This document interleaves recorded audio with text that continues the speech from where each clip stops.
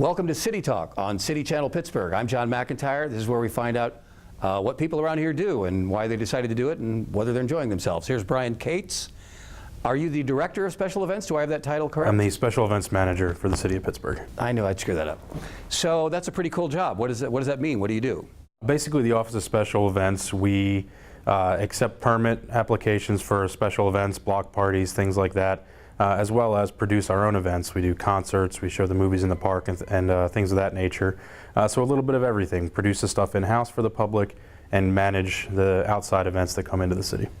So you have to make sure that there are enough precautions taken that everybody has a good time, but it's not just crazy and people don't run over people in the streets or... Correct. Anything that comes to our office needs public space or public services. That's why they come to us for the permits. So we'll look at what an event needs, whether it needs police officers, medical coverage, barricades from Public Works, things of that nature. And then during the summer weekends it can get busy, so we'll also take a look and see, do we have too many things going on? Are we stretching resources too thin? Do we need to work with some applicants to move dates around to make sure that we don't overtax our own resources or the public, but too many closures or things happening at one time? So it's a delicate balancing act, but it's all in the name of giving the public things to do and entertainment. Well, there's a boatload of stuff you're putting on, and maybe we can talk about that in a second, but that's interesting that people have to apply for a block party. Do they always, or does that just depend on the size of the block party and whether they intend to actually close a street? Anytime a street's closed, a permit is needed in some fashion, whether it's for an event or a block party for my office, or for construction or line replacement through DOMI or Public Works. Anytime a right-of-way is closed, a permit's needed. So block parties are typically an applicant lives on the block, it's a residential neighborhood, all of them and their neighbors want to get together and you know, have a good time in their neighborhood. So it's a simple permit, it only costs $25, but it allows neighbors to come together as a community and be neighborly in an open setting. Do most people know that, or do you find out people are just closing the street sometimes themselves, not trying to flout the law, but just because they have no idea? No, most of the time we get the permits for it. I mean, people call all the time and say, I want to do this, how do I do it? Things like that. And we do write a fair number per year, a couple hundred at least. So the ones that do it tend to be annual, so it's a known process to a lot of people. But we do get requests of people that are curious about how to do it and they want to know how, and we show them the way. I had no idea how many events you put on until I started going to them this summer. Went to Riverview Park, you had a jazz concert, and then a movie, Dirty Dancing. Went to Mellon Park, you had Bach, Beethoven and Brunch, featuring an excellent brass band. And when I look at these brochures that you spread around, how many, there's like dozens and dozens of events for the next several months. Yeah, I mean, just from our office alone that we produce internally, you're talking over 90 movie showings, 45 concerts, we have 160 some farmers market days. Races. Five 5Ks in different neighborhoods. We produced the Great Race at the end of September. And that's just internally. That's not, you know, all the things that come into the city that we have to deal with as well. Yeah. Has it always been this volume of events? Because it just seems to me like incredible. Yeah, it's actually been more. This is low. I mean, in years past, the office has produced the 4th of July celebration. We've been responsible for some larger festivals as well that have been taken over by nonprofits. And that's kind of the goal that I like to use for my office, is we help the community get things started with the goal that in 3 to 5 years the community can embrace it and take it over and shepherd the event forward, so we can turn our attention to other things and help grow different events in other areas. How did you get the job? Did you have a background as an event planner? I did, yeah. When I was in college at Pitt, I did a lot of fundraising and things like that, and actually was the co-chair of the most successful student-run fundraiser in the history of Pitt up until that point, and then it kept going and kept beating its own record, but I wasn't there anymore, so I can't claim the title. Right, but I take it that wasn't your major. No, I mean, that you was didn't just, necessarily know it was going to lead to a job. something I got involved in, and then, you know, my advisors, through knowing that I did that, suggested that they found this internship my junior year I might like, and it was with the Office of Special Events, so I applied, did the internship, worked part-time my senior year, got a full-time job in the office when I graduated, and 10 years later, here I am.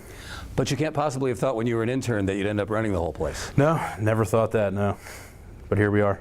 How large is the staff that's working for you? I have 4 full-time program coordinators that handle the bulk of the things we do internally that we produce ourselves, and an assistant manager that oversees them, and 2 permit staff that deal with accepting the applications and dealing with applicants, that then I work more directly with them. And then we also have the Special Events Committee, which is made up of representatives from all the different public safety bureaus and departments, and those applications that our office receives, once a week we sit down as a group and we go through everything and look at what their plans are and what they're asking to do and where they're looking to do it. We work with the applicants to make sure that they have the needs that they have from each department, and then we collectively decide whether an application can move forward based on how it's presented, or if we need to work with the applicant to refine their ideas to make it safer or fit schedules better and things like that, and get everyone to the end. I wouldn't know for sure, but that sounds like a small staff for a giant undertaking. I'm assuming everybody's really busy. Yeah, from June 1st, well, I shouldn't say June 1st, now that we have farmers market starting on May 1st, through the end of September is the core of our event season, where we're working 40-hour weeks, plus our concerts on nights and weekends and our movies in the evenings. And then once September's over, the farmers markets continue through November. So the staff down in special events, we're working 45, 50 hours a week sometimes covering all these events. What do you do if it rains? We have a cancellation policy in place. If there's ever a severe weather warning that bridges the start time of an outdoor event, we will cancel the event for the safety of the public and staff. There probably aren't that many jobs available in this line of work, but would you recommend this line of work? You find it interesting and rewarding? Yeah, I do. It's one of those things where, you know, you look at government and people look at government jobs in a certain way, but it's almost nothing like a government job. I mean, you come in and you're dealing with mostly outside agencies and also internal agencies, and you get to spend half your day outside half the time. So, you know, you can spend the office time doing the phone calls and emails and getting things organized, but then you go out in the parks and you enjoy them yourself. And after you get things put together, you can't beat sitting there and listening to music.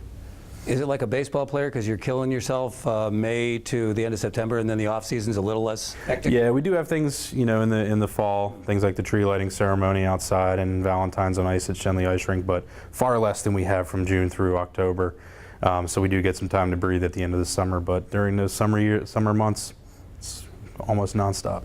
And finally, considering the fact that many people think of government consisting of nameless, faceless bureaucrats, have you found that most have indeed names and faces? I don't think there's a person that works for the city that I haven't contacted at least once for something. So, okay. Yeah, Pittsburgh's. And they have the names and the faces as well. Yeah, Pittsburgh's a little big city, so you know you bump into people everywhere through all the organizations we work with and the different applicants that come in for events. It's hard not to get to know everybody in some capacity. Well, it's good to talk to somebody who actually enjoys their job, but just in any capacity, government or otherwise. It's a good time, yeah. Brian Katze, thanks so much for doing the program. Thank you.